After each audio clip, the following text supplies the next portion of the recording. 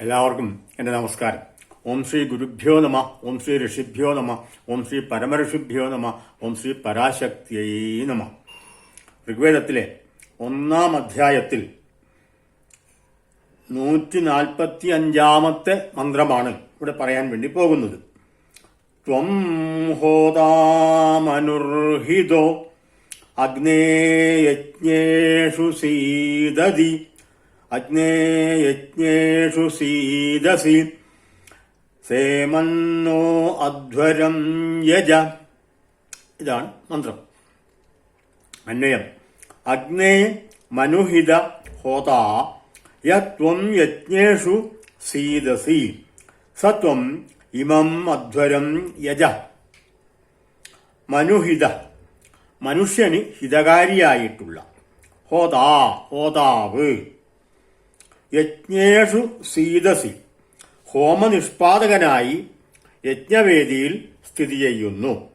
അഗ്നിദേവൻ ഹോമനിഷ്പാദകനായിട്ട് യജ്ഞവേദിയിൽ സ്ഥിതി ചെയ്യുന്നു.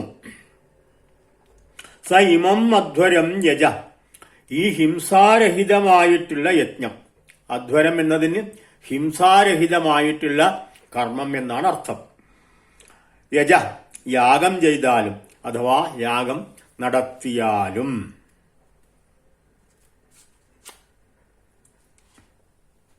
അർത്ഥം: അല്ലയോ അഗ്നിദേവ, ഹോതാക്കളായ മനുഷ്യരാൽ പ്രതിഷ്ഠിക്കപ്പെട്ട, ജ്വലിപ്പിക്കപ്പെട്ട, ആധാനം ചെയ്യപ്പെട്ട അങ്ങ് ഹോമകർമ്മത്തെ നിർവഹിക്കാനായി യജ്ഞവേദികളിൽ സ്ഥാപിക്കപ്പെട്ടവനായി ഭവിക്കുന്നു.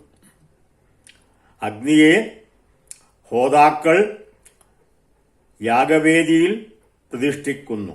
എന്തിനു വേണ്ടിയിട്ടാണ്? യാഗഹോമ കർമ്മങ്ങളെ നിർവഹിക്കാൻ വേണ്ടിയിട്ട്, യജ്ഞവേദികളിൽ യാഗകർമ്മം നിർവഹിക്കാൻ വേണ്ടിയിട്ടാണ് അഗ്നിയെ ജ്വലിപ്പിക്കുന്നത്.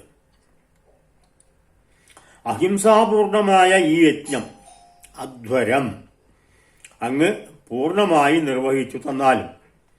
യാഗത്തിൽ പശ്വാലംബനം ഹിംസയല്ല എന്നാണ് പറയുന്നത്. അഗ്നിയുടെ സജീവ സാന്നിധ്യത്തിൽ യജ്ഞം നിർവിഘ്നം നടത്താനായിട്ട് പ്രാർത്ഥിക്കുന്നു. ഇതാണ് ഈ മന്ത്രത്തിന്റെ സാരം. ഈ രംഗം ഇവിടെ അവസാനിക്കുന്നു. വീണ്ടും കാണാം. നമസ്കാരം.